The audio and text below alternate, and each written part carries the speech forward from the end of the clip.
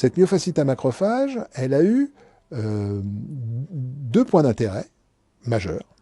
Le premier, montrer que l'adjuvant était encore là chez certains individus pendant 5, 8, 10, 12 ans après la dernière vaccination, ce qui paraissait vraiment très anormal.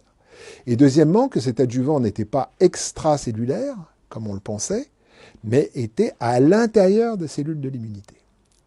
Donc ça, c'est la première chose. C'est-à-dire que cette myofasciite à macrophage, ça démontre la biopersistance, au moins chez certains individus, très prolongée de l'adjuvant.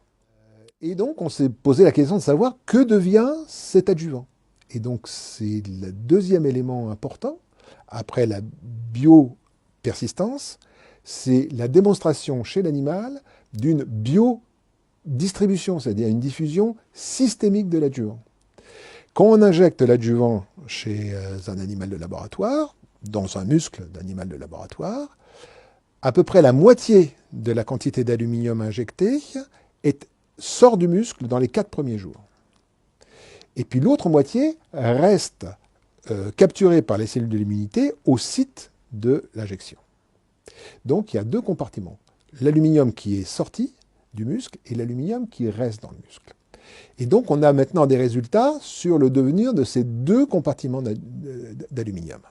Et donc, comme toujours, la question est celle du facteur T, c'est-à-dire que toutes les études d'association entre vaccins et maladies auto-immunes, la plupart ont porté sur des délais courts, c'est-à-dire où il était impossible que les particules aient le temps d'opérer une translocation, c'est-à-dire un transfert du site d'injection vers un site très sensible comme le cerveau. Donc là, c'est vraiment en mois et probablement souvent en années chez l'homme que ça se passe.